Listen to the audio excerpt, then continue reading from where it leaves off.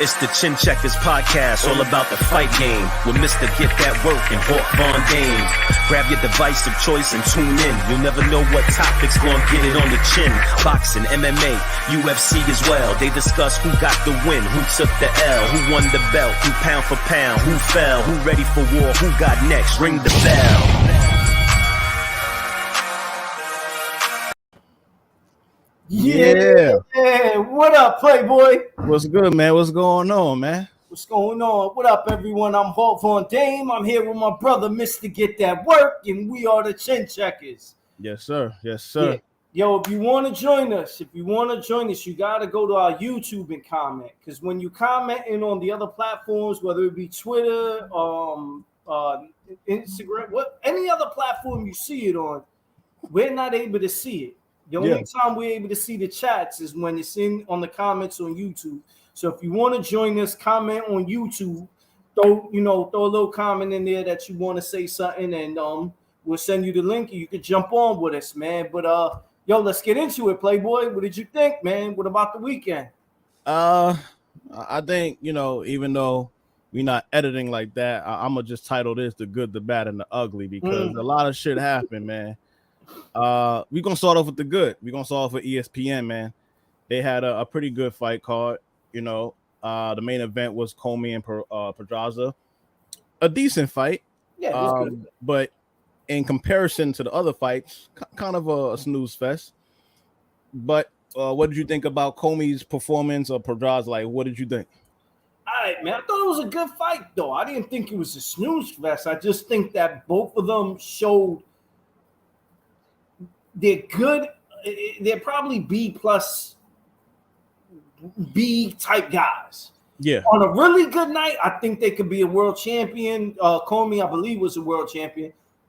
I think they're good enough, just not as talented as other people. And you see it when they're in there with world-class fighters, like when he was in there with Tio or he was in there with Loma. I'm talking about Comey. It was a good fight. I thought it was good, but they just, neither one of them really have enough to be a superstar. That's what I think.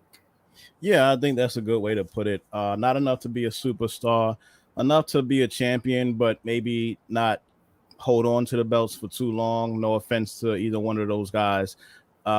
Just good fight. Both good fighters, just not elite fighters. But both very good. You know what I'm saying? Yeah. But like I said, in comparison, though, some of the fights, it was crazy, son. Yeah, man, the whole undercard was dope. I was telling you prior, FA made his return. Yeah. He was in there with a Walmart employee, So far it came, yeah, man. It showed immediately like he was in there. They just put him in there to get his confidence back, to let him get some work. They said he had surgery on his elbows. Right. It was obvious. They just put him in there with anyone they could find in the crowd, just so he could get his feel back to being in the ring and throwing punches. I can't wait to really see him back when he's up and moving again. Very raw guy, but just natural power. He's right. just, he didn't have the skill level to deal with, I think, Frank Sanchez. Yeah. But I still think he's got more growing to go. But the whole undercard was dope, man. What did my boy Jared looked incredible. Oh yeah, Jared, man. Not for nothing, I like Jared Anderson. Kind of on a smaller side, well, maybe small to medium size, in a heavyweight. But he fights so aggressive, man, and it's exciting. Now, later on in his career, I'm not sure how much you'll be able to do that. You know what I'm saying? I'm not sure that style of fighting is going to work against everybody, but right now he's just annihilating dudes, and he is like a hood dude at the same time, because after he knock you down, he's like, you know what time it is, like he stands over you like, yeah, you already know what it is, like. So but he's very exciting to watch, extremely exciting to watch. Yeah, I enjoy watching him. I said he'll be next up. There were certain things, I don't know if you saw it, there was a clip of him sparring with Shakur Stevenson. Yeah. Yo, Shakur, like, man, it ain't. I don't know how much to say about Shakur because talent-wise is next level. Shakur Stevenson is that guy technique-wise and talent-wise. The only thing is I don't think that really benefits him other than confidence because he's not going to fight anyone from 130 to 140 to 147 that moves like Jared Anderson. So, a little confidence builder for him. But and also Jared, like, you're not going to fight anyone that's as fast as Shakur, right? Even as like a cruiserweight. So I don't really know what that sparring session was about other than, for the clout of it. But I mean, hey, like you said, a confidence thing could be a clout thing, but also could just be like a brotherly type of respect. Oh, definitely. And, they both, they both shine and both look good. Two big names on the rise. So it works. It works. But the other person I really wanted to talk about, man, ESPN trying to do a good job already. I could see with building this dude up, Torres Jr., man. I don't know, if you look at his body frame, he looks like Optimus Prime's chest. Like, this motherfucker is just built, bro. It looks like a house with arms. Like, this shit looks insane, bro. Like, he's a strong dude. You could just naturally see he has that natural strength. And the dude that they put him in there with, I don't know who it was, but he got him out of there quick, fast. Yeah, so far he's getting everyone out of there quick. This is the build him up time. Let him look good. Let him run through everyone and build up his name. But one thing is completely obvious: the dude is fucking strong. Yeah. Silver medalist. He's probably got a lot of skill it hasn't shown yet in any of the fights just because he's running through everyone. So I put him in the same boat with like Jared Anderson, man. Exciting fighters, man. It's exciting to watch. Yeah, absolutely. But I mean, that was mostly the good. ESPN had a pretty good card, man. Anybody else on that card you really want to get into, or that's it? No. What was his name? Kelvin something. The brother, he did good too. The three brothers, I forgot his name. He's part of Keyshawn Davis. I think it's Kelvin Davis. I think that's one. There's three of them. One of them fought last, on the undercard. He did good. One of them fought. Man, it's too many of them. Yeah. But yeah, he did good, man. Nah, man. Like we said, ESPN, good card, entertaining, good card. Enough of the good stuff. You said the ugly. What is the ugly? What are we talking about on the ugly side? Oh, before we get to we got to get to the bad first. Oh, okay. We're gonna say the ugly for last because it's rough. It's rough, but we're gonna say that for last. But the bad, we got the Zone. Yeah, for all those who don't know, the Zone had a fight card themselves. I guess you can call it that. It was YouTube boxing, like literal, like actually YouTubers boxing. And that's not just a bad thing. Sometimes you want to see a fight and understand that maybe they got a little fame and, it sells. It was pay-per-view to see bums fight. This is coming from a company who said pay-per-view is done. That's what they started off with. That's how they got people to sign up for the Zone. Like, hey, we pay one-time fee and that's it. No more pay-per-view. Pay-per-views are dead. This is how they came out. Now they put pay-per-view for YouTube boxing. I mean, they had KSI, Swams, FouseyTube. Pay-per-view? Yeah. Yo, the crazy thing is, I forgot all about that, but my son the day before, or maybe the lead up, maybe it was early in the day, I can't remember, was on YouTube going in on all these YouTube fights, on them fighting each other. And I was like, yo, I don't get it. It's like, if you want to watch real boxing, I do film study all the time. I watch boxing all the time, old school fights. Just This morning, I was watching Trinidad and Winky Wright, and then Winky versus Bernard, and I'm doing film on that. And he is just like, nah, man, you don't understand that. And I'm like, I really don't understand. You know what the equivalent to me is? It's the entertainment of watching professional wrestling. That's all it is. People that love wrestling will like literally stone cold stunning you in the street if you tell them that it's fake or it's like they don't want to hear it. And the people that love these YouTube boxing, it has nothing to do with actual boxing. It's like, I just want to see my guy, and it's crazy. Because then when you watch it, it's like the worst thing you ever seen in your life. No, you're right. You're right. I think the event started off with KSI versus, I believe his name was Swams. He beat him, and then there was fights in between that. They had Slim fight somebody. They had Fousey 2 fight DJ or DJ. I'm sorry if I mispronounce your name. Did you know any of these YouTubers though? Did you know them? Yeah, I'm familiar with these guys. I'm familiar with them, but a lot of them shouldn't be in there. That's all I'm saying. A lot of them shouldn't be in there. We also had Logan Paul was in the crowd, so I'm not to shit on them, and everybody wants to get a bag. And again, they're going to sell. I get that, but don't make it pay-per-view. That's not a pay-per-view event.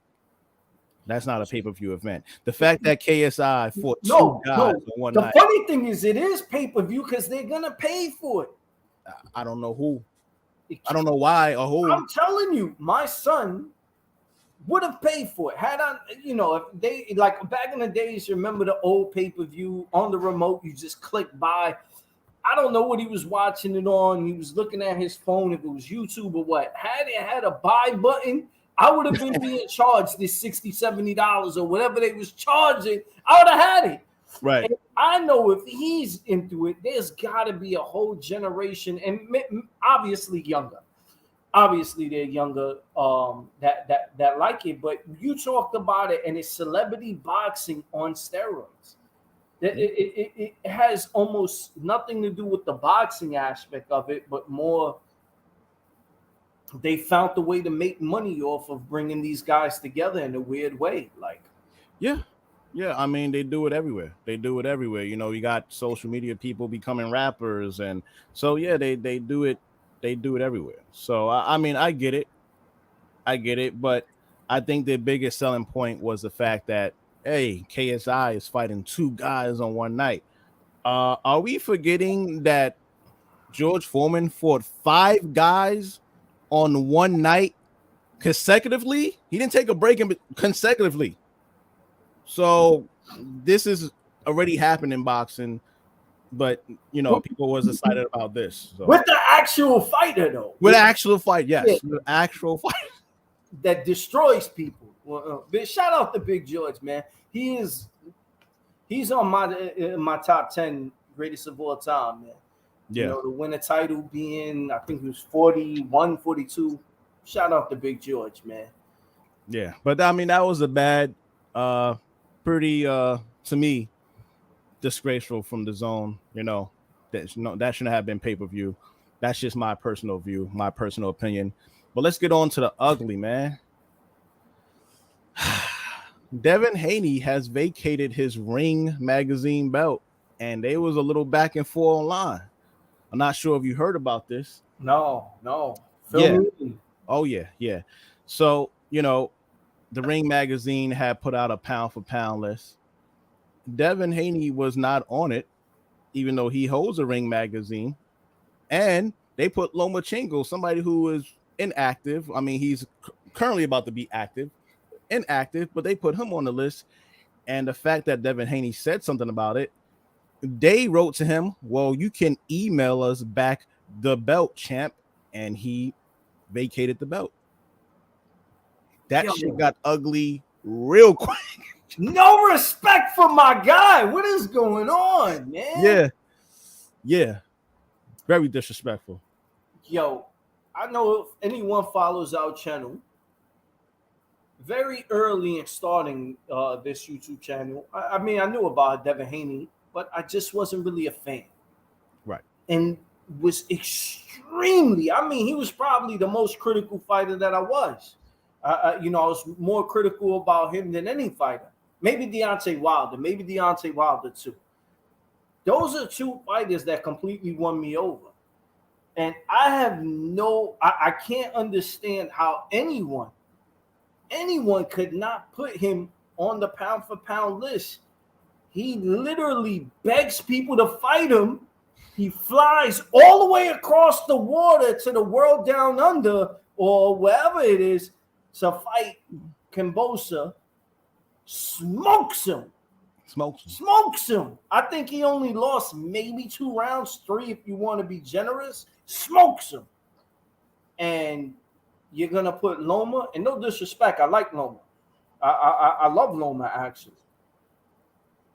And Loma has probably maybe a more entertaining style, but they're both very similar fighters.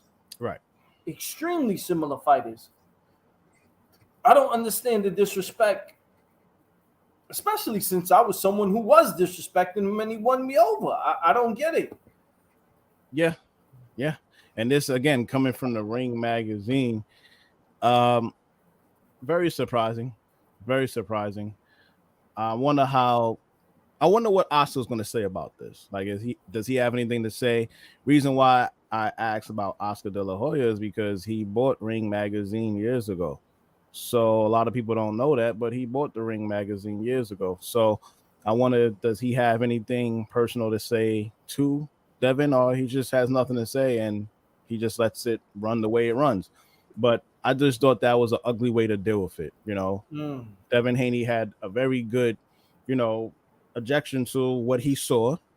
He has all the belts, including the Ring magazine, and he said, "Yo, I should be on this list." And he's right. He should have probably been on the, he definitely should have been on the list. Especially if Loma's up there, I like Loma, but Loma did lose to Tio. Tio lost to Kambosos. Kambosos lost to Haney. And obviously styles make fights, but if we're just going in the linear of the title, that would leave Devin Haney to be the man to beat. So yeah. It's a little not really understanding where they were going with that, man. I like Devin. I think that they're supposed to be scheduling for the fight. I can't see that fight going any other way. I don't understand why George Kambosos would even want the rematch going. Well, I mean, you want to get your paycheck before you get out of there. You know what I'm saying? He's already talking like a man that's defeated, saying that if he loses this fight, he'll retire. And I mean, look at the basically the contract that was presented to Devin Haney in the beginning. Some people don't know this. Maybe a lot of people don't know this, but they gave him a shitty contract, something that they probably thought he was going to turn down. And they gave him a contract that even if you win the first fight, we still got to fight where I want to fight.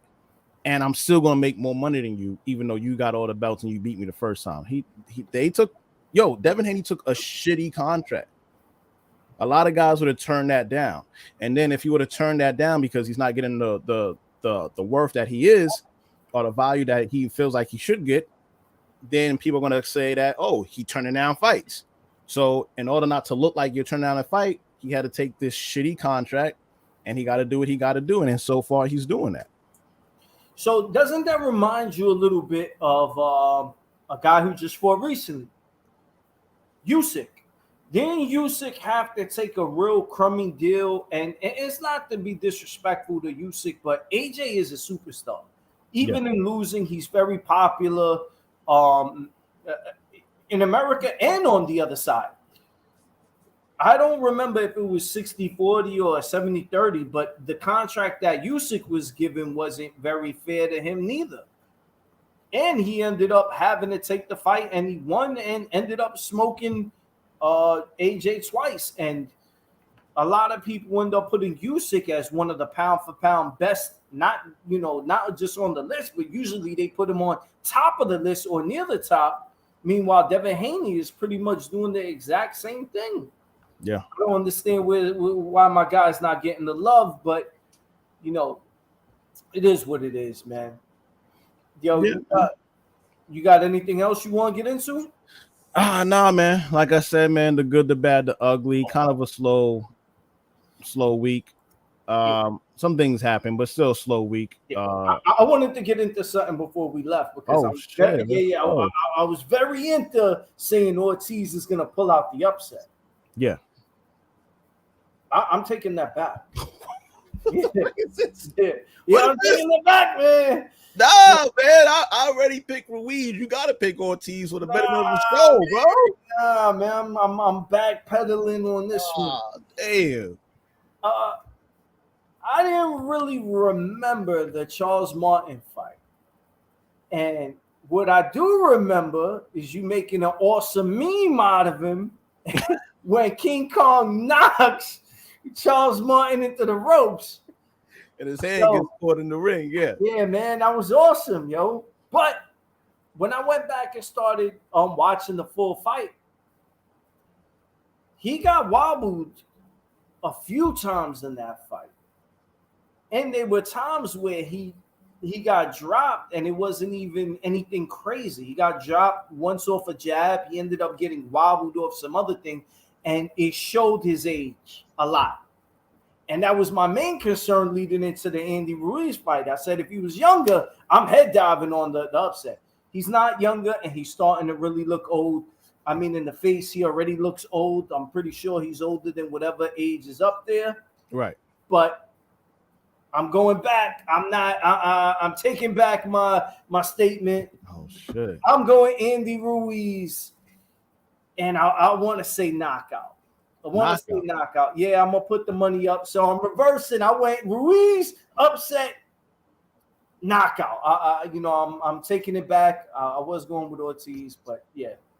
Okay. Hey, you crossed over to the other side, man. Look. Just too old, man. Yeah. That was my thing. And, I said, who has the better chin? And like you said, Ortiz, he took a lot of punishment on that chin, man. And he's up there in age. And the older you get, your ability to take a punch starts to decrease. So, the film don't lie, man. When you seeing it, and the guy, he still has the skills, but if his legs aren't there, man, he's gonna be in there with a young guy, quick hands.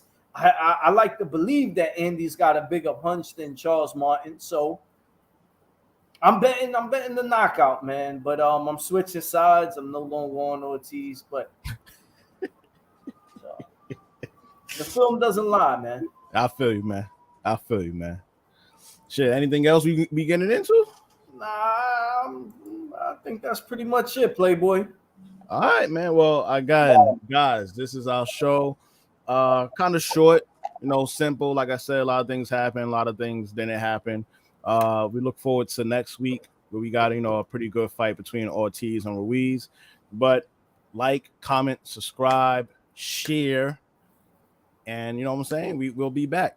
Keep watching us. We also love talking shit with y'all. So if y'all ever want to join us, all you got to do is comment on the YouTube. If you want to join us and talk some shit, come on here. You don't agree with us. We love it when you don't agree with us. We want you to come on here and do some verbal sparring and go back and forth with us. So that's pretty much it, Playboy. All right, man. Later, Until man. next time.